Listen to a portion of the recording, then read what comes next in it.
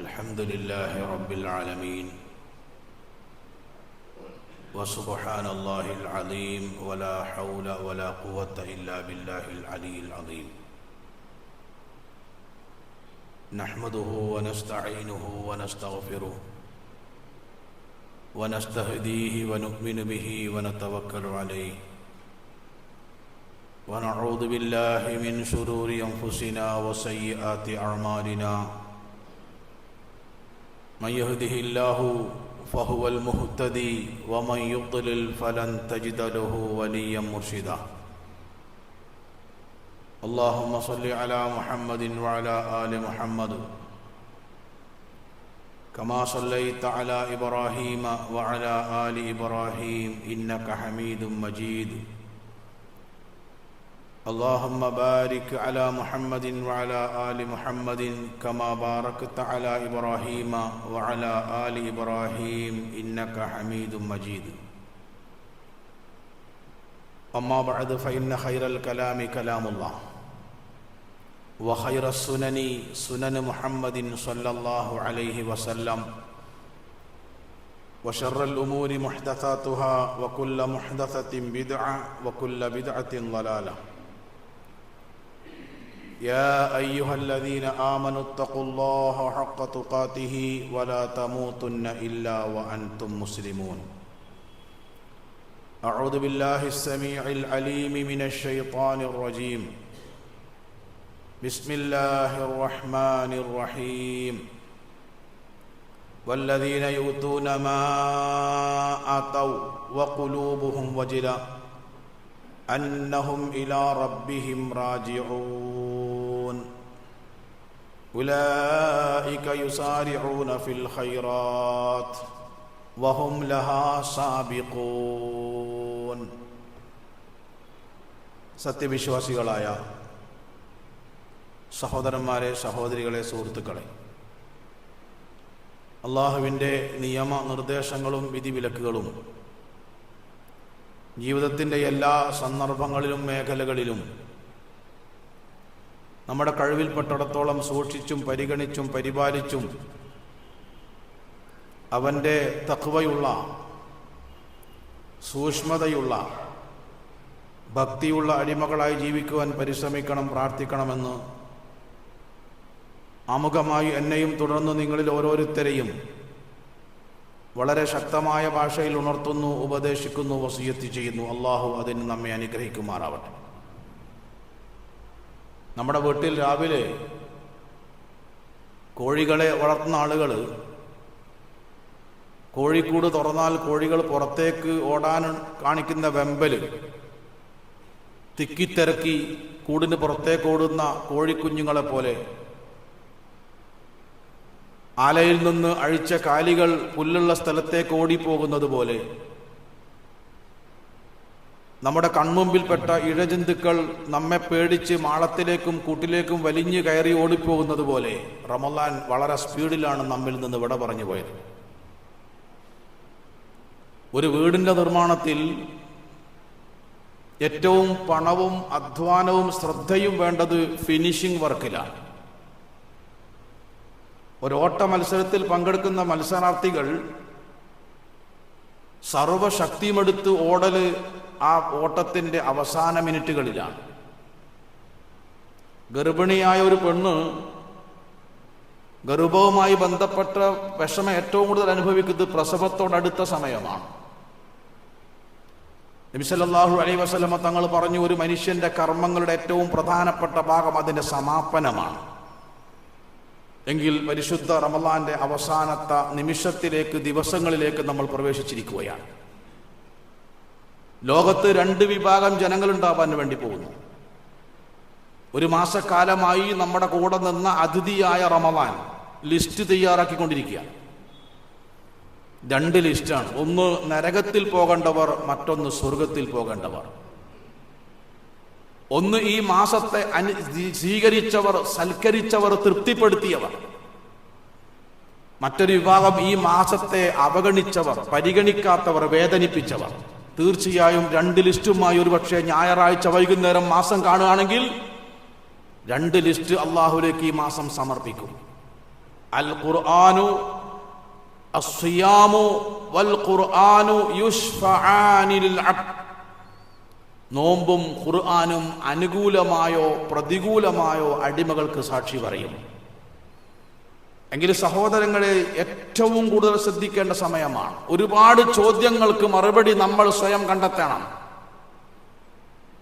സ്വർഗത്തിൽ പ്രവേശനത്തിന് തടസ്സമായി നമ്മൾ തന്നെ ചെയ്തിട്ടുള്ള തിന്മകളെ കരിച്ചു കളയാൻ, റമളാൻ എന്ന പദത്തെ അന്വർത്ഥമാക്കിക്കൊണ്ട് നമ്മുടെ സ്വർഗത്തിലേക്കുള്ള റൂട്ടിൽ നമ്മൾ ചെയ്തു കൂട്ടിയ പാപങ്ങളെ കരിച്ചു കളയാൻ എത്രത്തോളം സാധിച്ചു? സ്വർഗപ്രവേശനത്തിന് തടസ്സമായി നിൽക്കുന്ന ബ്ലോക്കുകളെ നമുക്ക് നീക്കാൻ സാധിച്ചുവോ? നബി സല്ലല്ലാഹു അലൈഹി വസല്ലമ കഴിഞ്ഞ ആഴ്ച സൂചിപ്പിച്ചതുപോലെ പള്ളിന്റെ ഉള്ളിൽ ഒരു ടെന്റ് കെട്ടുകയാണ്. പള്ളിന്റെ ഉള്ളിൽ പിന്നെ ഇതിനാ ടെന്റ്? ഒന്നും കൂടെ അള്ളയും റസൂലും ഒറ്റക്കാവുകയാണ്. അതാണ് ഇഴ്തികാഫ്. പള്ളിന്റെ ഉള്ളിൽ ഒരു തുണി കൊണ്ട് മറച്ചു കെട്ടി അതിന്റെ ഉള്ളിലാണ് അള്ളാഹുവിന്റെ റസൂൽ 10 ദിവസം ഇഴ്തികാഫ് ഇരുന്നത്. അവിടുന്നാണ് വളരെ അത്യാവശ്യം വരുമ്പം മുടി ചീകാൻ വേണ്ടി തല ആയിഷ റളിയല്ലാഹുവിനക്ക് നീട്ടിക്കൊടുത്തത്. എന്തിനാണെന്നറിയോ? ഒറ്റക്കിരുന്നിട്ട് മരണം മുതൽ സ്വർഗപ്രവേശനം വരെ കടന്നു പോകേണ്ട കടമ്പകളിൽ എന്റെ ചെയ്തികളെ കൊണ്ടുണ്ടായിട്ടുള്ള തിന്മകളെ കരിച്ചു കളയാൻ, താൻ മാത്രം നേരിടേണ്ട 10ഓളം പ്രതിസന്ധികളെ പറ്റി അള്ളാഹിനോട് ആവലാതി പറയാൻ, ആ പ്രതിസന്ധി ഘട്ടത്തിൽ റബ്ബേ എന്നെ കൈവടിയരുത് എന്ന് കരളൊഴുകി പ്രാർത്ഥിക്കുവാൻ 10 ദിവസമാണ് ആ ടെന്റിന്റെ ഉള്ളിൽ ചൂട് കൊണ്ട് നമ്മുടെ നേതാവ് ഇരുന്നത്. പരിശുദ്ധ ഖുർആൻ പേര് പറഞ്ഞ ഏക പെണ്ണിന്റെ പേര് മറിയം എന്നാണ്, റളിയല്ലാഹു അൻഹ. വേറെ ഒരു പെണ്ണിന്റെ പേരും ഖുർആൻ പറഞ്ഞിട്ടില്ല. മറിയം ബീവിയെ അള്ളാഹു സ്നേഹിക്കാനുള്ള കാരണം എന്താ? ഫത്തഖദത് മിൻ ദൂനിഹിം ഹിജാബ. ഒരു പ്രായത്തിയപ്പോ അള്ളാനെ ആരാധിക്കാൻ അവർ ഒരു ടെന്റ് കെട്ടി. അവിടെ അവരും അള്ളാഹുവും ഒറ്റക്കായി. അവിടേക്കാണ് ജിബ്രീൽ അലൈഹിസ്സലാത്തു വസ്സലാം സന്താന സൗഭാഗ്യവുമായി സന്തോഷ വാർത്ത അറിയിക്കാൻ വന്നിട്ടുള്ളത്. പരിശുദ്ധ ഖുർആനിൽ ഒരുപാട് സൂറത്തുകൾ ആരംഭിക്കുന്നത് ചില കേവല അക്ഷരങ്ങളിലൂടെയാണ്. ഖാഫ്, നൂൻ, സ്വാദ്, അലിഫ്, ലാം, മീം. ഇതൊക്കെ നമുക്കറിയാം. ആ ഹർഫുകൾക്ക് പറയുന്ന പേര് മുഖത്തഅത്തിന്റെ ഹർഫ് എന്നാണ്, ഹുറൂഫുൽ മുഖത്തഅ. ഒരൊറ്റ സൂറത്തല്ലാത്ത ഈ അക്ഷരം വെച്ച് തുടങ്ങുന്ന എല്ലാ സൂറത്തിലും ആ അക്ഷരം കഴിഞ്ഞിട്ട് അള്ളാഹു പരാമർശിക്കുന്നത് ഖുർആനെ പറ്റിയാണ്. അലിഫ് ലാം മീം ദാലിക്കൽ കിതാബു ലാ റൈബ ഫീഹി. സ്വാദ് വൽ ഖുർആനി ദിക്ർ, ഖുർആനെ പറ്റിയാണ്. ഒരു സൂറത്തിൽ മാത്രം ഒരു വ്യക്തിയെ പറ്റി പറഞ്ഞു, ദിക്റു റഹ്മതി റബ്ബിക അബ്ദഹു സക്കരിയ. സൂറത്ത് മറിയം. എന്താ കാര്യം? സക്കരിയ നബിനെ അത്ര എടുത്തു പറയാൻ കാര്യം, ഇദ് നാദാ റബ്ബഹു നിദാഅൻ ഖഫിയ. രഹസ്യമായി അള്ളാഹിനോട് മനസ്സ് തുറന്ന ആ പ്രവാചകനെ അള്ളാഹ് പ്രത്യേകം ഒരു സൂറത്തിൽ പരാമർശിക്കുകയാണ്. യൂനുസ് നബി അലൈഹിസ്സലാത്തു വസ്സലാം ഒരു വലിയ പ്രതിസന്ധിയിൽപ്പെട്ടു. ആ ഇരുട്ടറക്കുള്ളിൽ യൂനുസ് നബിയും അള്ളാഹും ഒറ്റക്കായപ്പോ ഇനി ഒരിക്കലും ജീവിതത്തിലേക്ക് തിരിച്ചു വരാൻ യാതൊരു സാധ്യതയുമില്ലാത്ത യൂനുസ് നബി അലൈഹിസ്സലാത്തു വസ്സലാമിന് അള്ളാഹു ജീവിതം തിരിച്ചു നൽകി. എന്താ കാരണം? അള്ളാഹുയും യൂനുസ് നബി ഒറ്റക്കായി. ഫനാദാ ഫിൽ ദുലുമാതി അല്ലാ ഇലാഹ ഇല്ലാ അൻത സുബ്ഹാനക ഇന്നി കുൻതു മിനൽ ളാലിമീൻ. ഞാൻ പറയുന്നത് എന്താ അറിയോ? ഞാൻ കഴിഞ്ഞ ആഴ്ച പറഞ്ഞത് ആവർത്തിക്കുന്നു എന്ന് നിങ്ങൾ പറയരുത്. ഒറ്റക്കിരുന്നിട്ട് മരണം മുതൽ സ്വർഗപ്രവേശനം വരെ കടന്നു പോകേണ്ട കടമ്പകളെ പറ്റി, ആ കടമ്പയിലെ രക്ഷയ്ക്ക് വേണ്ടി ഞാൻ ചെയ്തു വെച്ച ഇബാദത്തിലൂടെ എനിക്ക് അള്ളാന്റെ അടുക്കൽ കിട്ടിയ ഘനത്തെ പറ്റി ആലോചിക്കണം. അഷ്ഹദു അല്ലാ ഇലാഹ ഇല്ലല്ലാഹു വഅഷ്ഹദു അന്ന മുഹമ്മദ് റസൂലുള്ളാഹി എന്ന് പറയാതെ മുസ്ലിമായ ഒരാളുണ്ട്.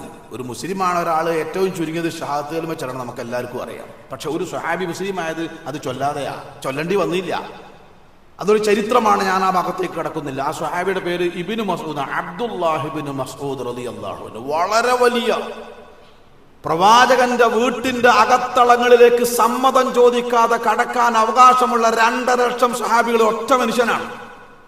പ്രവാചകന്റെ വീട്ടിന്റെ അകത്തളങ്ങളിലേക്ക് സമ്മതം ചോദിക്കാതെ കടന്നു വരാൻ അധികാരമുള്ള ഏക വ്യക്തി അബ്ദുല്ലാഹ് ഇബ്നു മസ്ഊദ് റളിയല്ലാഹു അൻഹു.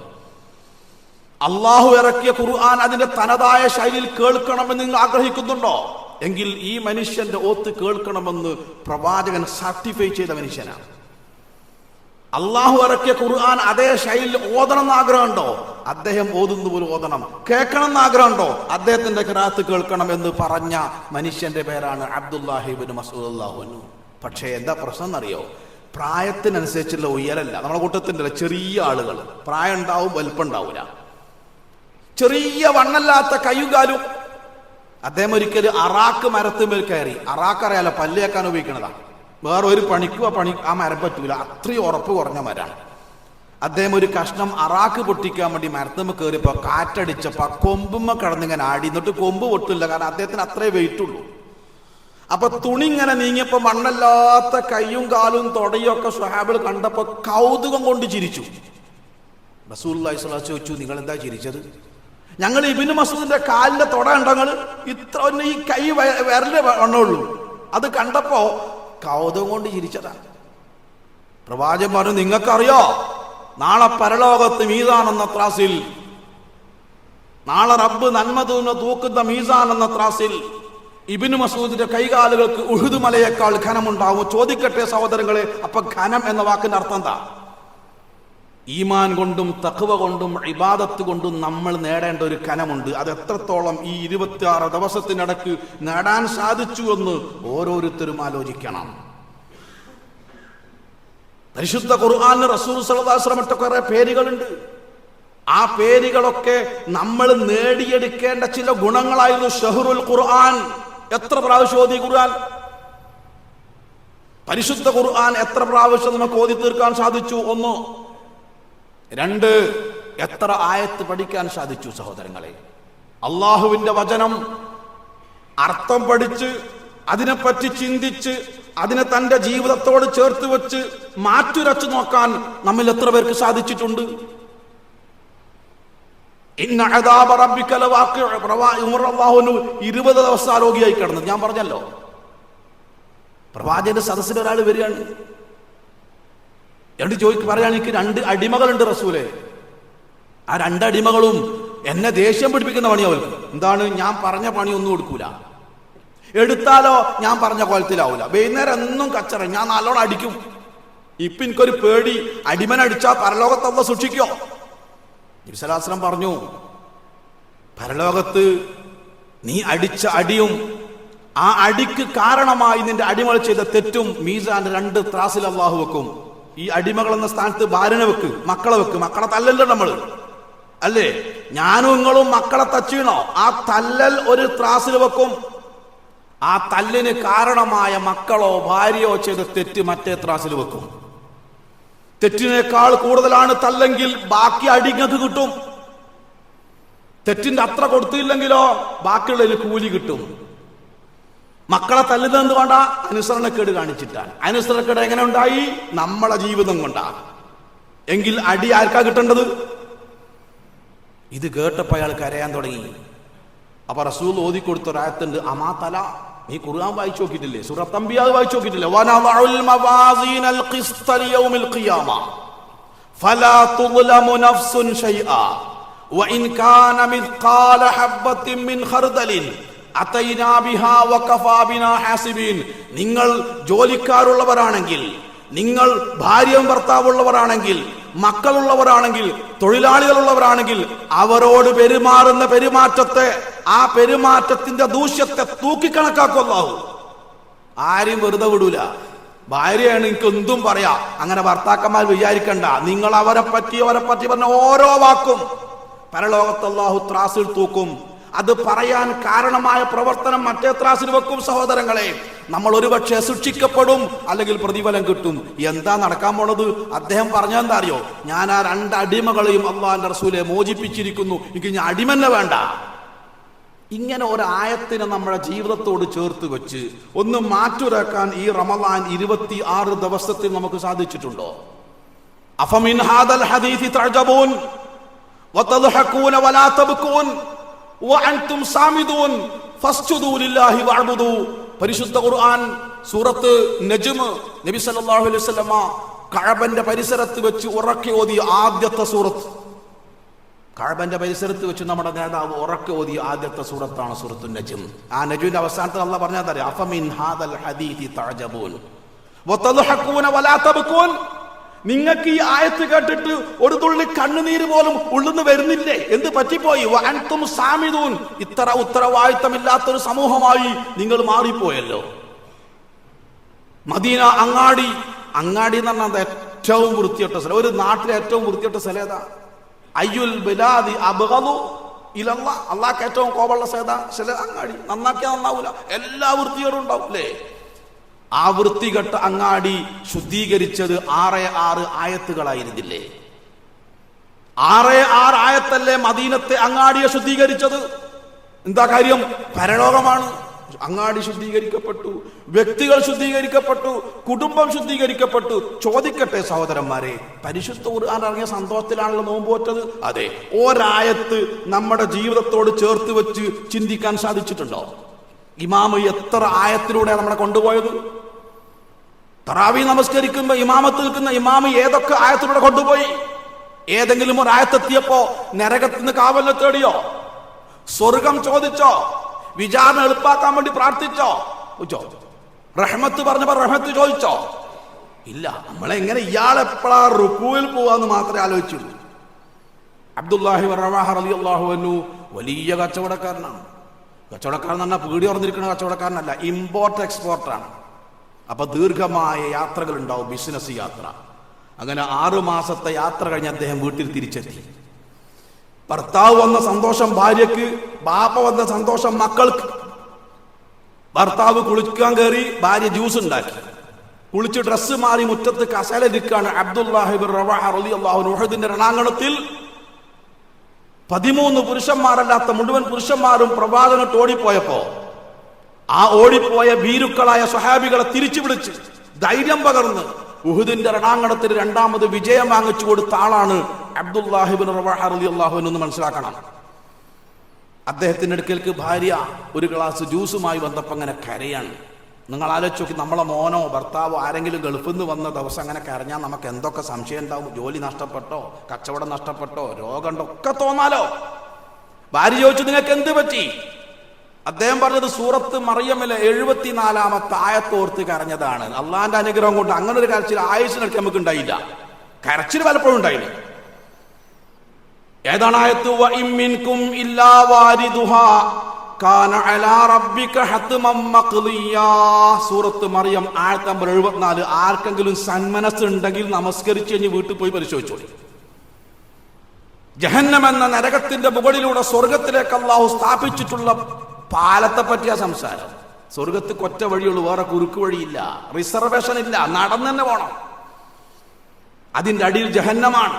മലക്കുകൾ കൊളുത്തുപിടിച്ച് നിൽക്കുക, നരകത്തിന് ബന്ധപ്പെട്ട് വലിച്ച് താഴെയിടാൻ. മരണത്തെപ്പറ്റി നിരന്തരം സ്വഹാബികൾ ഓർമ്മപ്പെടുത്തി അബ്ദുല്ലാഹി റളിയല്ലാഹു അൻഹു പറയാണ്, പടച്ചോനെ, ഞാൻ അയിമക്ക് കാല് വെച്ച് നടന്ന് അതിന്റെ അക്കരെ പറ്റുമോ, അതല്ല അതിന്റെ ഇടയ്ക്ക് ഇന്ന മലക്കുകൾ വിളിച്ച് താഴെക്കിടോ എന്നോർത്ത് കരയുന്നു. ഒരു ബിസിനസ്സുകാരൻ എത്രയൊക്കെ ടെൻഷൻ ഉണ്ടാവും സഹോദരന്മാരെ, എന്തൊക്കെ ആലോചിക്കാണ്ടാവും. അതിന്റെ ആ ആലോചനയെല്ലാം കവച്ചു വെക്കുന്ന രൂപത്തിൽ സൂറത്ത് മറിയമിൽ 74-ാമത്തെ ആയത്ത് ഒരു ബിസിനസ്സുകാരന്റെ മനസ്സിനെ ഇങ്ങനെ പിടിച്ചു കുലുക്കിയിട്ടെങ്കിൽ ചോദിക്കട്ടെ എന്നോട് നിങ്ങളോട് ഞാൻ, ഏത് ആയത്താണ് റമളാൻ നമ്മുടെ മനസ്സിനെ സ്വാധീനിച്ചിട്ടുള്ളത്? പരിശോധിക്കേണ്ടതാണ്. ഷഹ്റു തൗബ, തൗബന്റെ മസ്ദ തൗബ. താപ എന്ന് പറഞ്ഞാൽ എന്താ അറിയോ? മടങ്ങിപ്പോവാണ്. അതിന്റെ വഴി തെറ്റി വന്നതാ. എനിക്ക് ഈ ക്ലാസ് കഴിഞ്ഞിട്ട് പോകേണ്ടത് കോഴിക്കോടേക്കാ. ഞാൻ തലശ്ശേരിയിൽ നിന്ന് കണ്ണൂർക്കുള്ള ബസ് കയറി കുത്തിരുന്നു. നോമ്പ് നോറ്റല്ല, ഉറങ്ങിപ്പോയി. എടക്കാടെത്തിയപ്പോ കണ്ടക്ടർ വിളിച്ചു, എവിടേക്കാണ്? കോഴിക്കോട്. കോഴിക്കോടോ? ആ, എന്താ ഏത് ബസ്സൊക്കെ കയറിയത്? ഏത് ബസ്സിലാ? ഓ, ഇത് കണ്ണൂർക്കുള്ള ബസ്സാ. ശരി, എവിടെത്താ മനസ്സിലായത്? എടക്കാടെത്തിയപ്പോ എന്ത് ചെയ്യണം? ഏതായാലും എടക്കാടെങ്കിലും എടക്കാട് കണ്ണൂർ പോട്ടേന്ന് അറിയില്ല. അല്ല, ഞാൻ എടക്കാട് ഇറങ്ങി. പൈസ നഷ്ടം, സമയം നഷ്ടം, അഭിമാനം നഷ്ടപ്പെട്ടു അല്ലെ? ഈ നഷ്ടം സഹിച്ച് തെറ്റ് തെറ്റാണെന്ന് ബോധ്യപ്പെടുന്ന ആ നിമിഷം ആ തെറ്റിൽ നിന്ന് ഇറങ്ങി ശരിയിലേക്ക് നടന്നു പോകുന്നതിന്റെ പേരാ തൗബ. എത്ര തെറ്റിന്ന് മടങ്ങി പോകാൻ സാധിച്ചിട്ടുണ്ട്? പകലിൽ ചെയ്യാത്ത തെറ്റ് രാത്രി ചെയ്തിട്ടില്ലേ? പകല് മൊബൈൽ നിയന്ത്രിച്ചു, നോമ്പ് തുറന്നപ്പോഴോ പകരം വീട്ടി. എന്തേപ്പ ഉണ്ടായത്? അതാണ് തൗബ. ഷഹ്റു തൗബ. തൗബ ചെയ്തവർക്ക് അല്ലാഹു കൊടുക്കുന്ന ഓഫർ എന്താ സഹോദരന്മാരെ? നമ്മുടെ മുഴുവൻ പാപങ്ങളും പൊറുത്ത് നന്മയാക്കി പരിവർത്തിപ്പിക്കും. എൻ്റെ നെഞ്ചത്ത് കൈവച്ച് ഞാൻ ചോദിക്കട്ടെ, 41 കൊല്ലക്കാലം 41 കൊല്ലക്കാലം എൻ്റെ കണ്ണുകൊണ്ട് കണ്ട, ചെവി കൊണ്ട് കേട്ട, നാവ് കൊണ്ട് സംസാരിച്ച, മനസ്സുകൊണ്ട് ആഗ്രഹിച്ച എൻ്റെ സമീപനം, എൻ്റെ കാഴ്ചപ്പാട്, എൻ്റെ ഇബാദത്ത്, എൻ്റെ പെരുമാറ്റം, എൻ്റെ സാമ്പത്തിക രംഗം, കുടുംബജീവിതം, അവിടൊക്കെ സംഭവിച്ച പാപങ്ങൾ എടുത്ത് പറഞ്ഞ് കണ്ണുനീര് കൊണ്ട് കഴുകി അതിനെ നന്മയാക്കി പരിവർത്തിപ്പിക്കാൻ ഈ 26 ദിവസത്തിൽ സാധിച്ചോ? പെരുന്നാളെപ്പോഴാന്നാ ചോദ്യം. പെരുന്നാളെപ്പോഴാന്ന് ഇപ്പൊ സംശയമുള്ളൂ. എല്ലാം ഒരു ദിവസമാവോ അതല്ല 3 ദിവസമാവോ? എന്താ അപകടം? പെരുന്നാളാവലല്ലോ പ്രശ്നം. പെരുന്നാളാവാന്ന് പറഞ്ഞാൽ എന്താ അറിയോ? ഒന്നുകിൽ ഞാൻ നരകത്തിലാവുക അല്ല ഞാൻ സ്വർഗത്തിലാവുക. അതിനെപ്പറ്റി ചിന്തിച്ചിനോ?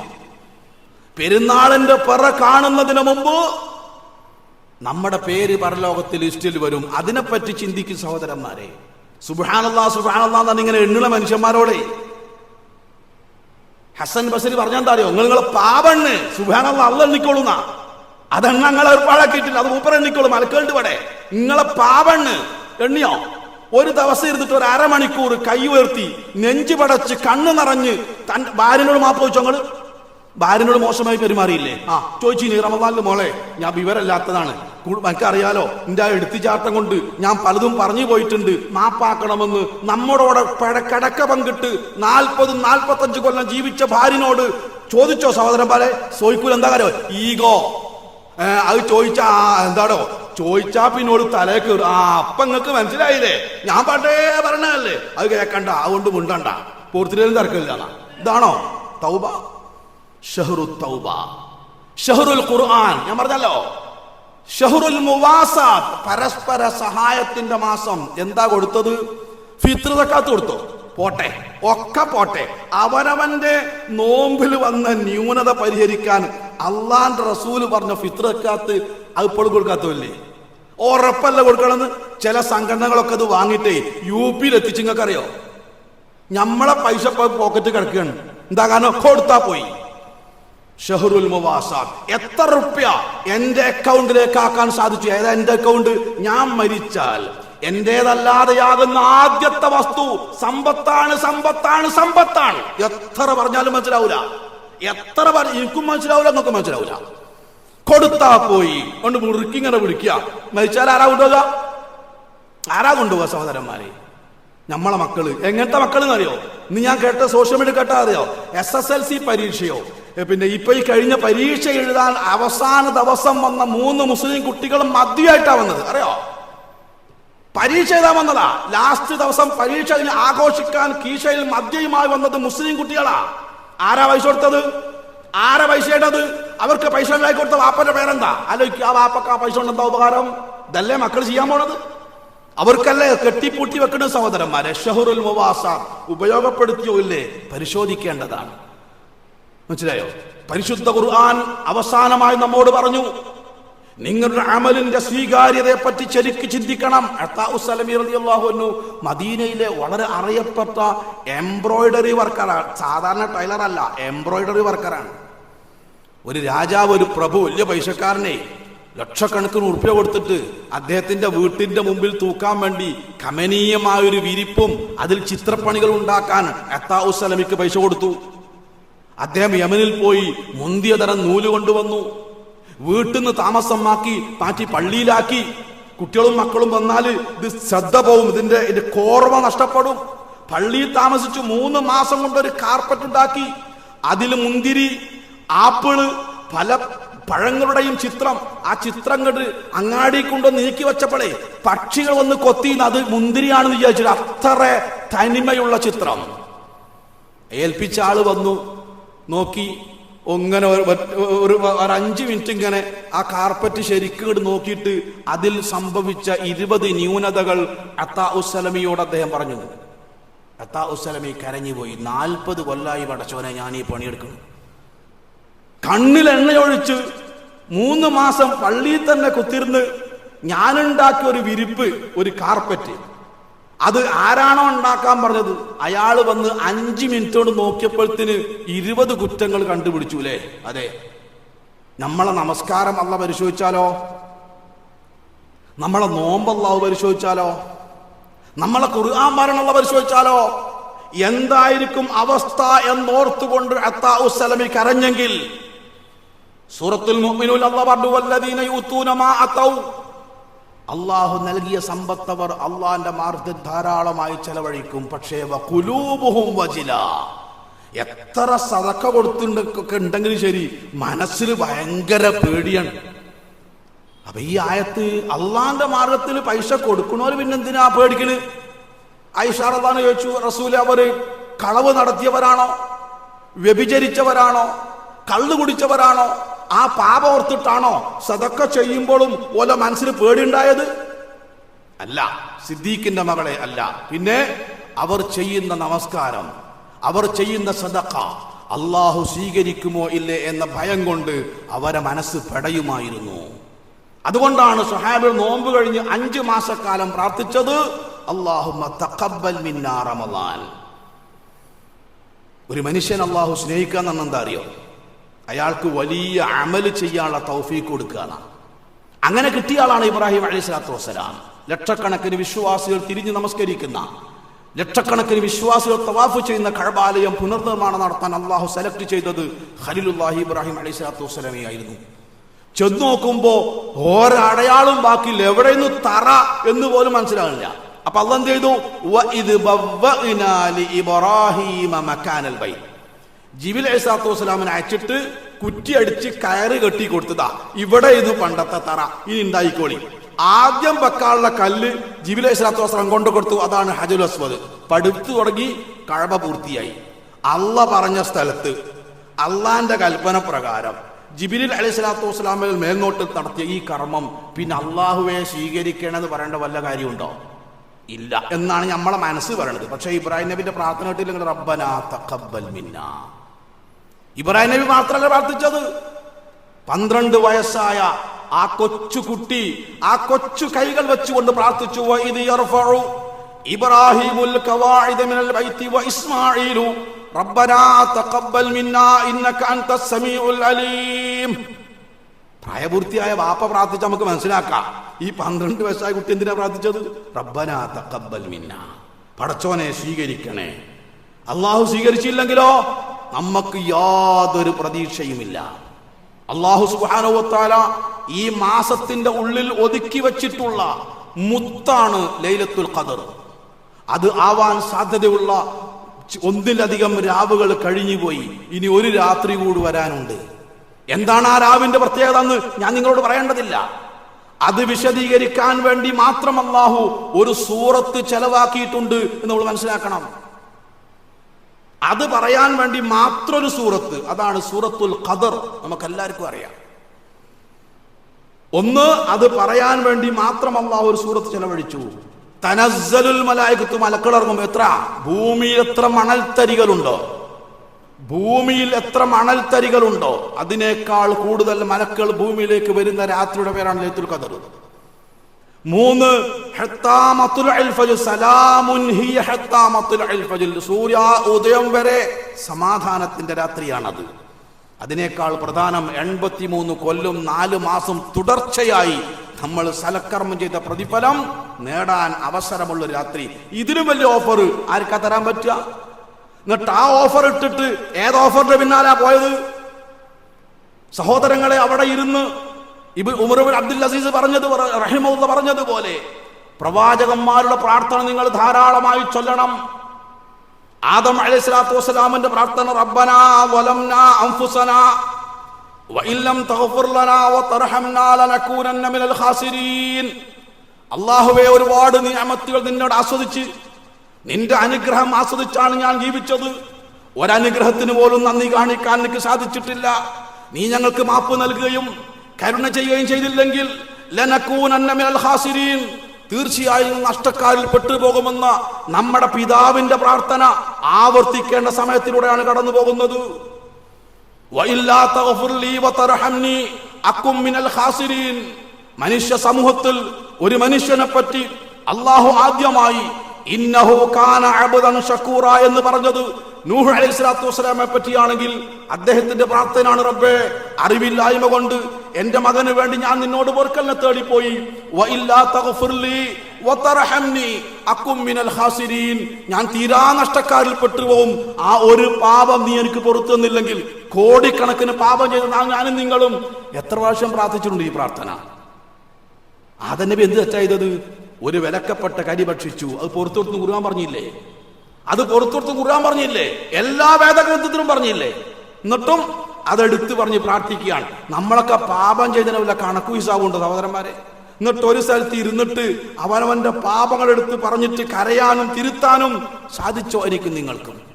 റബ്ബി ഖദ് ആതൈതനി മിനൽ മുൽക്കി വഅല്ലംതനി മിൻ തഅ്വീലിൽ അഹാദീസി ഫാത്തിറസ് സമാവാതി വൽ അർദ് അൻത വലിയ്യി ഫിദ് ദുനിയാ വൽ ആഖിറ തവഫനി മുസ്ലിമൻ വഅൽഹിഖ്നി ബിസ്സാലിഹീൻ. യൂസുഫ് നബി അലൈഹി സ്വലാത്തു വസ്സലാമിന്റെ പ്രാർത്ഥനയാണ്. റബ്ബേ, എനിക്ക് ഒരുപാട് അനുഗ്രഹങ്ങൾ നീ നൽകി. ഈജിപ്തിനെ ധനകാര്യമന്ത്രിയാക്കി, സ്വപ്ന വ്യാഖ്യാനം പഠിപ്പിച്ചു. അല്ലാഹുവേ, അതൊക്കെ മരണത്തോടുകൂടി അവസാനിച്ചു പോകും. പക്ഷേ എനിക്ക് വേണ്ടത് തവഫനി മുസ്ലിമൻ, എന്നെ നീ മുസ്ലിമായി മരിപ്പിക്കണം. ആർക്കെങ്കിലും പേടി തോന്നിയിട്ടുണ്ടോ? മക്കളെ സ്കൂൾക്ക് പറഞ്ഞേക്കുമ്പോഴേ സൈഡിൽ കൂടെ നടക്കണട്ടോ. മൂത്ത കുട്ടിനോട് പറയും ഓന്റെ കൈ പിടിക്കണട്ടോ. റോഡ് ക്രോസ് ചെയ്യുമ്പോ പോലീസുകാർ പറയുമ്പോഴേ കിടക്കാവൂട്ടോ. പറയാറില്ല സഹോദരന്മാരെ? ഇതിന് ബസ് കുടുങ്ങി മരിക്കരുത്, വെള്ളത്തിൽ പോയി മരിക്കരുത്, ഇടിവെട്ടി മരിക്കരുത്. ശരി, ഈമാൻ കിട്ടാതെ മരിക്കുന്നതിനോ ഒരു പേടിയില്ല. അത് ഇതുവരെ ചോദിച്ചിനോ? ചോദിച്ചില്ല. യൂസുഫ് നബി ചോദിച്ചാ എന്താ? യൂസുഫ് നബി അലൈഹി സ്വലാത്തു വസ്സലാം ചോദിച്ചത് തവഫനി മുസ്ലിമൻ വഅൽഹിഖ്നി ബിസ്സാലിഹീൻ, മുസ്ലിമായി മരിപ്പിക്കണം. ഈമാൻ പടച്ചോൻ തരേണ്ടതാ. കലിമ ചൊല്ലാനുള്ള തൗഫീക്ക് പടച്ചോൻ തരേണ്ടതാ. അത് ഓൻ തരുന്ന വേണം, വേറെ ആരും പറഞ്ഞു കൊടുത്താൽ ചെയ്യാൻ കഴിയൂല. പറഞ്ഞു കൊടുക്കാം, പക്ഷെ പറഞ്ഞു കൊടുത്തോണ്ട് ചെയ്യാൻ പറ്റുന്ന ആരും വിചാരിക്കണ്ട. മനസ്സിലായോ? ഇബ്രാഹിം നബി പ്രാർത്ഥിച്ച റബ്ബി ഹബ്ലി ഹുക്മൻ വഅൽഹിഖ്നി ബിസ്സാലിഹീൻ, പടച്ചോനെ നീ എന്നെ സ്വാലിഹീൻ. ആരായി പ്രാർത്ഥിക്കുന്നത്? ഇബ്രാഹിം നബി അലൈഹി സ്വലാത്തു വസ്സലാം സ്വാലിഹ് അല്ല, പിന്നെ ആരാ സ്വാലിഹ്? സ്വർഗത്തിലെ വസ്ത്രം ആദ്യമായി ധരിപ്പിക്കപ്പെടുന്ന വ്യക്തിയാണ്. അതുകൊണ്ട് സഹോദരങ്ങളെ, കഴിയാൻ പോവാണ്. രണ്ടാളൊന്ന് തീരുമാനിക്കാൻ പോവാണ്. സ്വർഗവും നരകവും ഏതാ നമുക്ക് എന്നുള്ള തീരുമാനിക്കാൻ വേണ്ടി പോകുന്നു. ഇനി കേവലം മണിക്കൂറുകൾ മാത്രമാണുള്ളത്. അതുകൊണ്ട് ഇത്തരം പ്രാർത്ഥനകളും പള്ളിയിലെ ഭജനമിരിക്കലും ഖുർആനോത്തും നമസ്കാരമൊക്കെ വർദ്ധിപ്പിച്ച് കൂടുതൽ അല്ലാഹുവിലേക്ക് അടുക്കുകയും കഴിഞ്ഞുപോയ ഇബാദത്തിൽ വന്നുപോയ ന്യൂനതകൾ പരിഹരിക്കാൻ വേണ്ടിയുള്ള ശ്രമങ്ങൾ നടത്തുകയും ചെയ്യേണ്ടുന്ന നിർണായകമായ ഫിനിഷിംഗ് പോയിന്റിലേക്കാണ് നമ്മൾ നീങ്ങിക്കൊണ്ടിരിക്കുന്നത്. അല്ലാഹു സുബ്ഹാനഹു വ തആല ഈ റമളാൻ കൊണ്ട് സകല പാപങ്ങളും പൊറുപ്പിക്കപ്പെട്ട, നരകമോചനം സമ്പാദിച്ച, സ്വർഗപ്രവേശനത്തിന് അർഹത നേടിയ, ഖുർആനും നോമ്പും അനുകൂലമായി സാക്ഷി പറയുന്ന ഏറ്റവും ഉത്തമരായ നോമ്പുകാരിൽ നമ്മയെല്ലാം ഉൾപ്പെടുത്തി അനുഗ്രഹിക്കുമാറാവട്ടെ.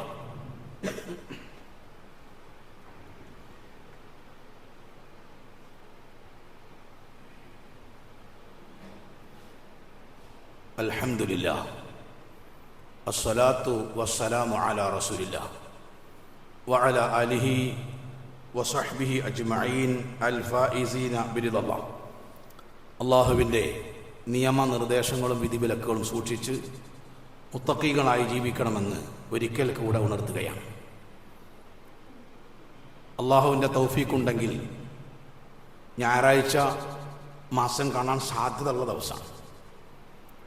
കണ്ടു എന്ന് വെക്കുക എങ്കിൽ അന്നത്തെ രാത്രിക്ക് പറയുന്ന പേര് ലൈലത്തുൽ ജസാ, ശമ്പളം കൊടുക്കുന്ന രാത്രി എന്നാണ്. ശമ്പളം കൊടുക്കുന്ന രാത്രി. അവിടെ നമ്മൾ അള്ളാഹിനോട് നമ്മൾക്ക് അള്ളാഹ് കണക്കാക്കിയതിനേക്കാളും കുറച്ച് അധികം പ്രതിഫലം ചോദിച്ചു വാങ്ങണം.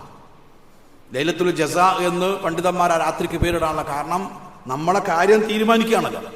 നമ്മളെ കൂലി ഇത്രയെന്ന് കണക്കാക്കുകയാണ്. അപ്പൊ കൂടുതൽ കിട്ടാൻ വേണ്ടി പ്രാർത്ഥിക്കേണ്ട ദിവസമാണ്. നാളെ പെരുന്നാളാണ് എന്ന് രാത്രി എന്ന് ഓർമ്മപ്പെടുത്തുന്നു. നമ്മുടെ മഹല്ലിൽ ഈദ്ഗാഹ് 7 മണിക്ക് സ്കൂളിന്റെ ഗ്രൗണ്ടിൽ വെച്ചായിരിക്കും നടക്കുക എന്ന് കമ്മിറ്റിക്കാർ അറിയിച്ചിട്ടുണ്ട്. ഫിത്ർ സക്കാത്ത് ഞാൻ പറഞ്ഞല്ലോ, നോമ്പിൽ വന്ന ന്യൂനത പരിഹരിക്കാനുള്ളതാണ്. പാവങ്ങൾക്ക് ഭക്ഷണത്തിനുള്ളതാണ്. അത് റമളാന്റെ ഒരാഴ്ച മുമ്പ് കൊടുത്തു എന്ന് കരുതി യാതൊരു അപകടവും ഇവിടെ വരാനില്ല. ഇത് ശേഖരിക്കുകയും കൊടുക്കുകയും ചെയ്യുന്ന ആൾക്ക് അവർക്ക് അവരുടേതായ കുറെ കാര്യങ്ങളുണ്ട്. അതുകൊണ്ട് കൊടുക്കാത്ത ആൾ ഇന്ന് പോകുന്നതിന് മുമ്പ് തന്നെ അതിന്റെ സംഖ്യയൊക്കെ പുറത്തെഴുതിയിട്ടുണ്ട്, അത് കൊടുക്കണം. പെരുന്നാൾ എന്ന് പറയുന്നത് ഇസ്ലാമിൽ ആഘോഷവും ഒരു ആരാധനാഭാവമുള്ളതാണ്. ഈ ഇസ്ലാമിൽ ആഘോഷവും ആരാധനയാണ്. അള്ളാഹിനെ പറ്റി ഓർക്കാനും തക്ബീർ ചൊല്ലാനും നിസ്കരിക്കാനൊക്കെ ഉള്ള അവസരമായ ആരാധന. അതുകൊണ്ട് ഈദ്ഗാഹിലാണ് നമസ്കരിക്കേണ്ടത്. നബി സല്ലല്ലാഹു അലൈഹി വസല്ലമ പെരുന്നാൾ നമസ്കരിച്ചത് ഈദ്ഗാഹിലാണ്. വളരെ നേരത്തെ പുറപ്പെടുക, കുളിക്കുക, ഉള്ളയിൽ നല്ല വസ്ത്രം ധരിക്കുക, സുഗന്ധദ്രവ്യം പൂശുക. ചെറിയ പെരുന്നാൾ ആയതുകൊണ്ട് എന്തെങ്കിലും ഭക്ഷണം കഴിച്ചിട്ട് ഈദ്ഗാഹിലേക്ക് പോവലാണ് ശ്രേഷ്ഠത. പോകുന്നതൊരു വഴിക്കും തിരിച്ചു വരുന്നത് മറ്റൊരു വഴിക്കുമാകുന്നത് സുന്നത്താണ്. അത് സുന്നത്തായിരിക്കാന്നറിയോ? രണ്ട് വഴിക്കും പോകുമ്പോൾ ആളുകളോട് സംസാരിച്ച് സലാം പറയുന്നോൽക്ക ഗ്ലാസിന്റെ കാറിന്റെ 2 ഗ്ലാസും പൊക്കിക്കാട്ടെ ഏസിട്ട് പോവാണെങ്കിൽ പോയ വഴിക്ക് തന്നെ തിരിച്ചു പോയാൽ മതി. കാരണം ആരെയും കാണാനൊന്നുമില്ലല്ലോ. മുസ്ലിങ്ങൾ തമ്മിലുള്ള ബന്ധം, അതിനായി 2 വഴി ഇസ്ലാം നിശ്ചയിച്ചത്. ഇത് നല്ല കാറിൽ ഏസി ഒക്കെ ഇട്ട് അതിലെങ്ങനെ പോയി വരുന്നവർ ആ പെട്രോൾ വെറുതെ തീർക്കണ്ട, ബന്ധയ്ക്ക് തന്നെ തിരിച്ചു പോയാൽ മതി. എന്താ വേണ്ടത്? നടന്നിട്ടാ പോണ്ടത്. നടക്കാൻ ദൂരെയുള്ളൂ, നടന്നിട്ടാ പോണ്ടത്. പള്ളിക്ക് നടന്നു പോകാൻ ദൂരെയുള്ളൂ, നടന്നിട്ടാ പോണ്ടത്. പള്ളിക്ക് പോയാലുള്ള കൂലി നടക്കുന്നവർക്കാ, വണ്ടി വരുന്നവർക്കല്ല. അടിവരട്ട് മനസ്സിലാക്കണം. അയസ്ഥാനത്ത് വളരെ ദൂരെയാണ്, ഓക്കെ വണ്ടി വന്നോളി. നോക്കിയാ കാണുന്ന സ്ഥലത്തേക്ക് വണ്ടി എടുത്തിട്ടാ പോവുക. നടന്നു പോയ കൂലി കിട്ടൂല. ഒരടിക്കൊരു പാപം പൊറുക്കുക, ഒരു പദവി ഉയർത്തുക, കിട്ടൂല. യാതൊരു സംശയവും വേണ്ട. സ്വഹാബികൾക്ക് വാഹനമല്ലായിരുന്നോ? ഒട്ടകല്ലായിരുന്നോ? കുതിരല്ലായിരുന്നോ? നിങ്ങൾ ആരാ കേട്ടണോ? അബൂബക്കർ സിദ്ദീഖ് ഒട്ടകപ്പുറത്ത് പള്ളിക്ക് വന്ന് കേട്ടണോ? കുതിരപ്പുറത്ത് വന്ന് കേട്ടണോ? ബനൂ സലമ ഗോത്രക്കാർ 8 കിലോമീറ്റർ അപ്പുറത്താ. മദീന പള്ളിയിൽ നിന്ന് 10ഓളം കിലോമീറ്റർ അകലെയാണ് ബനൂ സലമ ഗോത്രം. പള്ളിക്ക് നടന്നു പോയാലുള്ള കൂലി കേട്ടപ്പോ പെണ്ണുങ്ങൾ പറഞ്ഞു, ഈ വീട് വിൽക്കണം. പെണ്ണുങ്ങൾ നടന്നു പോകാൻ കഴിയില്ലല്ലോ. ഞമ്മക്ക് മദീന പള്ളി തൊട്ടടുത്ത് വീട് ഉണ്ടാക്കണം, എനിക്ക് ആ കൂലി നഷ്ടപ്പെട്ടുകൂടാ. പെണ്ണുങ്ങൾ എന്നാട്ട് ഒച്ചപ്പടി ഉണ്ടാക്കി. അങ്ങനെ വിൽക്കാൻ തീരുമാനിച്ചു. പ്രവാചകനോട് പറഞ്ഞു, പ്രവാചകരെ നിങ്ങൾ ഇന്നലെ കുത്തുബ കേട്ട് ഞങ്ങൾ വീട് വിൽക്കുക കേട്ടോ. എന്തേ? ഞങ്ങൾ അവിടുന്ന് നടന്നു വരുമ്പോൾ ഇവിടെ ജമാഅത്ത് കഴിഞ്ഞു പോവുക. റസൂലുള്ളാഹി വിൽക്കരുത്, അവിടുന്ന് നടന്നു വരി. തുക്തബു ആസാറുക്കും, നിങ്ങൾ ഓരോ ചവിട്ടടിനും വില എന്താ നിങ്ങൾക്ക് അറിയോ? നിങ്ങൾക്ക് അറിയില്ല. 1/2 മണിക്കൂർ നേരത്തെ പുറപ്പെട്ടോളി, എന്നാൽ നിങ്ങൾ വീട് വിൽക്കല്ലേ, അവിടുന്ന് നടന്നു വരി. തക്ബീർ ചൊല്ലണം. മാസം കണ്ടു എന്നറിഞ്ഞ മുതൽ ഈദ്ഗാഹിൽ അല്ലാഹു അക്ബർ എന്ന് പറഞ്ഞ് കൈകെട്ടുന്നത് വരെ മദീന എരമ്പുന്ന, മദീന അങ്ങനെ ശബ്ദമുഖരിതമാവും. സ്ത്രീകളും കുട്ടികളും വൃദ്ധന്മാരും. നമ്മളിത് ചെല്ലപ്പെടാന്നറിയോ? ഈദ്ഗാഹ് തീര മൈക്കിന്റെ മുമ്പിൽ എത്തിയാലേ മുണ്ടുള്ളൂ. സഹോദരന്മാരെ, 1400 പോലും മൈക്കുണ്ടോ? ഇല്ലല്ലോ. മാസപ്പിറവി കണ്ട് പെരുന്നാൾ ഉറപ്പിച്ചു നിൽക്കുക, ഉടനെ തുടങ്ങാത്ത തക്ബീർ. ഏതുവരെ? ചെറിയ പെരുന്നാളിനാണെങ്കിൽ ഇമാം അല്ലാഹു അക്ബർ എന്ന് പറയുന്നത് വരെ. ആണും പെണ്ണും കുട്ടികളും സ്ത്രീകളും വൃദ്ധന്മാരും വഴിയിൽ നിന്നും അങ്ങാടിയിൽ നിന്നും അടുക്കളയിൽ നിന്നും തക്ബീർ ചൊല്ലിക്കൊണ്ടിരിക്കുക. അങ്ങനെ ഈദ് നമസ്കാരത്തിന് വരിക, വളരെ നേരത്തെ വരിക. മുസല്ലയുമായി വരാൻ പറ്റില്ല, അങ്ങനെ വരിക. ഉളൂ എടുത്തിട്ട് വരാൻ പറ്റുന്നില്ല, അങ്ങനെ വരിക. അവർക്കാണ് ഹജ്ജ് ചെയ്ത കൂലി. ഒരു വീട്ടിൽ നിന്ന് ഒതുണ്ടാക്കി നമസ്കാര സ്ഥലത്തേക്ക് നടന്നു പോകുന്നവർക്ക് ഉള്ള പ്രതിഫലം കൽ ഹാജിൽ മുഹരിം, ഇഹ്റാം ചെയ്ത ഹാജിയെ പോലെയാണ്. ഇങ്ങനെയുള്ള പ്രതിഫലങ്ങളൊക്കെ വാങ്ങി വെക്കണം. ഈ 2-3 ദിവസം സഹോദരന്മാരെ മറ്റെല്ലാ പണി ഒഴിവാക്കി ഒന്നൊറ്റക്കിരുന്ന് അവനവന്റെ ജീവിതത്തെ പറ്റി ചിന്തിച്ച്, നിങ്ങൾക്ക് മനസ്സിലായോ? ഒറ്റക്കൊരു യാത്ര തുടങ്ങാൻ നിൽക്കും. ഒരു കുട്ടി ഉണ്ടാവൂല. നമ്മളൊന്നും മരിച്ചാൽ നിങ്ങൾ വിചാരിക്കണ്ട, നമ്മളെ മക്കള് വന്നിട്ട് പടച്ചോനെ ഈ കിടക്കണ എന്റെ വാപ്പയാണ്, വാപ്പക്ക് പുറത്തു കൊടുക്കണമെന്ന് പറയാൻ ഒറ്റ മക്കളും വരൂല. അങ്ങനത്തെ ഒരു പ്രതീക്ഷ ആർക്കും വേണ്ട. അത്ര മോശമാണ് കാലഘട്ടം. നമ്മളെ കാര്യം നമ്മളെ നോക്കണം. കുറ്റം പറയല്ലേ ഞാൻ? വളർന്നു വരുന്ന തലമുറയുടെ രൂപം കാണുമ്പോൾ ഒരു പ്രതീക്ഷയും കാണാം. നമ്മളെ കാര്യം നമ്മളെ നോക്കാനുള്ള സഹോദരന്മാരെ. റമദാൻ കഴിഞ്ഞ അടുത്ത റമദാനില്ല കേട്ടോ, അടുത്ത റമദാൻ നമുക്കില്ല. 8 വയസ്സായ കുട്ടിയാണ് എന്റെ അയൽപ്പക്കത്ത് സ്കൂളിൽ നിന്ന് അറ്റാക്ക് ഉണ്ടായി മരിച്ചത്. 8 വയസ്സായ കുട്ടി. ഇനി 56 വയസ്സായ ഞാൻ ആരെ കാത്തിക്കണത്? നിങ്ങൾ പറയും. 8 വയസ്സായ 2ാം ക്ലാസ് പഠിക്കുന്ന കുട്ടി ചോർന്ന് പോയി ഇരുന്നത് മരിച്ചാണ്ട. ആശുപത്രി കൊണ്ടുപോയപ്പോ അറ്റാക്കാണത്രേ. ഇനി നിങ്ങൾ പറയും, 56 വയസ്സായ ഞാൻ അടുത്ത റമദാൻ കാത്തിക്കണോ? നിൽക്കാൻ വകുപ്പുണ്ടോ? പരിശോധിക്കണം. അതുകൊണ്ട് മരണം ചെരുപ്പിന്റെ വാറിനേക്കാൾ അടുത്താണ്. അതുകൊണ്ട് ഈ റമദാൻ ശരിക്കും ബാക്കിയുള്ള ദിവസം ഉപയോഗപ്പെടുത്തി സ്വർഗപ്രവേശനം നേടാൻ പരിശ്രമിക്കുക. ഈ അവസാന ദിവസം കോഴിക്കോട് മെഡിക്കൽ കോളേജിൽ വരുന്ന 10,000-കണക്കിന് രോഗികൾക്ക്, 1000 അല്ല 10,000 അല്ല, ലക്ഷക്കണക്കിന് രോഗികൾക്ക് കിടപ്പാടം മുതൽ ഭക്ഷണം മുതൽ മരുന്ന് മുതൽ എല്ലാ സഹായം ചെയ്തുകൊണ്ടിരിക്കുന്ന ഒരു പ്രസ്ഥാനമാണ് കെയർ ഹോം. എല്ലാ വിഭാഗ ആളുകളും നെഞ്ചേറ്റിയ പ്രസ്ഥാനമാണ്. നമ്മളെ പള്ളിയിൽ ഇന്നത്തെ കലക്ഷൻ അവർക്ക് വേണ്ടിയുള്ളതാണ്. 1000-കണക്കിന് രോഗികൾ, കൂടെ കിടക്കുന്നവർക്ക് താമസിക്കാൻ സൗകര്യം, ഭക്ഷണം, മരുന്ന്, മയ്യത്ത് കുളിപ്പിക്കാനുള്ള സൗകര്യം മെഡിക്കൽ കോളേജിന്റെ ക്യാമ്പസിലാണ് ഉള്ളത്. അതുകൊണ്ട് അതിന്റെ കലക്ഷനാണ്. അങ്ങോട്ടും ഇങ്ങോട്ടും നോക്കണ്ട. ആ എടുത്തിടുന്ന പൈസയെ 3 കെട്ടി കൊണ്ടുപോയി വെക്കുമ്പോൾ നമ്മളെ കൂടെ ഉണ്ടാവുള്ളൂ. നിങ്ങൾ വീട്ടിലും ബാങ്കിലും ഉണ്ട് വിചാരിക്കുന്ന പൈസ ഉണ്ടല്ലോ, കിട്ടൂല, നമുക്ക് ഓരോ ഉപകാരത്തിനും വരൂല. ഈ കൊടുക്കണതേ ഉണ്ടാവുള്ളൂ എന്ന ബോധത്തോടെ ഈ റമദാൻ അവസാനത്തെ വെള്ളിയാഴ്ച എന്നുള്ളവർക്ക് കെയർ ഹോമിനെ സഹായിക്കുക, അതോടൊപ്പം അള്ളാഹിനോട് പ്രാർത്ഥിച്ച് ഈ റമദാൻ ഉപയോഗപ്പെടുത്തുക. അള്ളാഹു നമ്മെ അനുഗ്രഹിക്കുമാറാവട്ടെ. അള്ളാഹുവെ, വന്നുപോയ തെറ്റുകുറ്റങ്ങൾ ഞങ്ങൾക്കെല്ലാവർക്കും നീ വിട്ടുപുറത്ത് മാഫാക്കി തരണേ തമ്പുരാനെ. പരിശുദ്ധ ഖുർആനും പരിശുദ്ധ റമദാനും അനുകൂലമായി സാക്ഷി പറയുന്ന നല്ല നോമ്പുകാരിൽ, നല്ല ഖുർആൻ പാരായകരിൽ, പഠിതാക്കളിൽ അള്ളാഹുവെ ഞങ്ങളെല്ലാം നീ ഉൾപ്പെടുത്തണേ തമ്പുരാനെ. വന്നുപോയ ന്യൂനതകൾ, കുറ്റങ്ങൾ, കുറവുകൾ, പോരായ്മകൾ, ബലഹീനതകൾ നീ വിട്ടുപുറത്ത് മാഫാക്കി തരണേ തമ്പുരാനെ. ഞങ്ങളുടെ അമലുകൾ നീ സ്വീകരിക്കണേ തമ്പുരാനെ. ഞങ്ങളുടെ പ്രാർത്ഥന നീ സ്വീകരിക്കണേ തമ്പുരാനെ. ഞങ്ങളുടെ നമസ്കാരം നീ സ്വീകരിക്കണേ തമ്പുരാനെ. നോമ്പ് സ്വീകരിക്കണേ തമ്പുരാനെ. സ്വതക്ക സ്വീകരിക്കണേ തമ്പുരാനെ. ഇഅ്തികാഫ് സ്വീകരിക്കണേ തമ്പുരാനെ. അങ്ങനെ എല്ലാം സ്വീകരിച്ച് അർഹമായ പ്രതിഫലം ഞങ്ങൾക്ക് നൽകി നീ അനുഗ്രഹിക്കണേ തമ്പുരാനെ. ഞങ്ങളുടെ കൂട്ടത്തിൽ മരിച്ചുപോയ എല്ലാവർക്കും നീ മഗ്ഫിറത്തും മർഹമത്തും നൽകി അനുഗ്രഹിക്കണേ തമ്പുരാനെ. ഈ പരിശുദ്ധ ഭവനം നിർമ്മിച്ചു നൽകിയ വ്യക്തി 6 അടി മണ്ണിന്റെ ഉള്ളിലാണ്. അദ്ദേഹത്തിന് നീ അർഹമായ പ്രതിഫലം നൽകി അനുഗ്രഹിക്കണേ തമ്പുരാനെ. അദ്ദേഹത്തെ ഞങ്ങളെ നീ സ്വർഗത്തിൽ ഒരുമിച്ച് കൂട്ടണേ തമ്പുരാനെ. രോഗം കൊണ്ട് പ്രയാസപ്പെടുന്ന എത്രയോ ആളുകൾ ഈ സദസ്സിലും വീടുകളിലും ആശുപത്രിയിലുമുണ്ട്. അവർക്കെല്ലാവർക്കും നീ ശിഫയും ആരോഗ്യവും നൽകി അനുഗ്രഹിക്കണേ തമ്പുരാനെ. യഥാർത്ഥമായ ഈമാനും തഖ്വയും ഇഖ്ലാസും മരണം വരെ മുറുകെ പിടിക്കാൻ ഞങ്ങൾക്കെല്ലാവർക്കും നീ തൗഫീഖ് നൽകണേ തമ്പുരാനെ. അവസാനം മരിക്കുമ്പം ഈമാനോടുകൂടെ തൗബയോടുകൂടെ സ്വർഗത്ത് ഞങ്ങളെ സ്ഥാനം നേർക്ക് നേരെ കണ്ട് സന്തോഷത്തോടെ, റാഹത്തോടെ, പ്രതീക്ഷയോടെ നിന്നിലേക്ക് മടങ്ങി വരാൻ സാധുക്കളായ ഞങ്ങൾക്ക് നീ തൗഫീഖ് നൽകണേ തമ്പുരാനെ. ഖബർ ജീവിതം നീ അനുഗ്രഹപൂർണ്ണമാക്കണേ തമ്പുരാനെ. ഖബർ നീ വിശാലമാക്കി തരണേ തമ്പുരാനെ. ഖബറിലെ ചോദ്യത്തിന് കൃത്യമായി മറുപടി പറയാൻ അറിവും കഴിവും തൗഫീഖും ഞങ്ങൾക്ക് ഓരോരുത്തർക്കും നീ നൽകി അനുഗ്രഹിക്കണേ തമ്പുരാനെ. ഖബറിലേക്ക് നീ സ്വർഗത്തിന്റെ കവാടം തുറന്നു തരണേ തമ്പുരാനെ. ഖബർ ശിക്ഷയിൽ നിന്ന് ഞങ്ങളെല്ലാം നീ കാത്തു രക്ഷിക്കണേ തമ്പുരാനെ. ഖബറിന്റെ ഇടുക്കത്തിൽ നിന്ന് രക്ഷിക്കണേ തമ്പുരാനെ. ഖബറിന്റെ ഇരുട്ടിൽ നിന്ന് രക്ഷിക്കണേ തമ്പുരാനെ. ഖബറിന്റെ ഒറ്റപ്പെടുന്ന് രക്ഷിക്കണേ തമ്പുരാനെ. പരലോകത്ത് അർശിന്റെ തണൽ നൽകി ഞങ്ങളെ സഹായിക്കണേ തമ്പുരാനെ. ഹൗദുൽ കൗസർ കുടിക്കാൻ ഭാഗ്യം നൽകി ഞങ്ങളെ നീ സഹായിക്കണേ തമ്പുരാനെ. വലത് കൈയിൽ കർമ്മരേഖ നൽകി ഞങ്ങളെ നീ സഹായിക്കണേ തമ്പുരാനെ. ഏറ്റവും എളുപ്പത്തിലുള്ള വിചാരണ തന്ന് ഞങ്ങളെല്ലാം നീ സഹായിക്കണേ തമ്പുരാനെ. ഇടിമിന്നൽ വേഗത്തിൽ സിറാത്ത് കടന്നു പോകുന്നവരിൽ ഞങ്ങളെല്ലാം നീ ഉൾപ്പെടുത്തണേ തമ്പുരാനെ. സ്വർഗം നൽകി ഞങ്ങളെ അനുഗ്രഹിക്കണേ തമ്പുരാനെ. നരകമോചനം നൽകി ഞങ്ങളെ അനുഗ്രഹിക്കണേ തമ്പുരാനെ. ഏറ്റവും ലഘുവായ വിചാരണ തന്ന് ഞങ്ങളെ നീ സഹായിക്കണേ തമ്പുരാനെ. ഫലസ്തീനിലെ മുസ്ലിങ്ങളെ നീ സഹായിക്കണേ തമ്പുരാനെ. ഇസ്ലാമിന്റെ ശത്രുക്കളെ നീ പരാജയപ്പെടുത്തണേ തമ്പുരാനെ. അവർക്ക് നീ ഭക്ഷണം നൽകണേ തമ്പുരാനെ. അവർക്ക് നീ അഭയം നൽകണേ തമ്പുരാനെ. അവർക്ക് നീ സമാധാനം നൽകണേ തമ്പുരാനെ. അവർക്കെതിരിൽ കുപ്പുകൂട്ടുന്ന കുതന്ത്രങ്ങളെയെല്ലാം നീ പരാജയപ്പെടുത്തണേ തമ്പുരാനെ. അവരുടെ ശുഹദാക്കളെ നീ സ്വീകരിക്കണേ തമ്പുരാനെ. അവരുടെ രോഗികളെ നീ ശിഫ നൽകണേ തമ്പുരാനെ. അല്ലാഹുമ്മ ഗ്ഫിർ ലിൽ മുഅ്മിനീന വൽ മുഅ്മിനാത്ത് വൽ മുസ്ലിമീന വൽ മുസ്ലിമാത്ത് അൽ അഹ്യാഇ മിൻഹും വൽ അംവാത്ത്. അല്ലാഹുമ്മ അജിർനാ മിനൻ നാർ. اللهم أجرنا من النار. اللهم أجرنا من النار. ربنا آتنا في الدنيا حسنة وفي الآخرة حسنة وقنا عذاب النار. ربنا تقبل منا إنك أنت السميع العليم وتب علينا إنك أنت التواب الرحيم. آمين آمين آمين برحمتك يا أرحم الراحمين والحمد لله رب العالمين.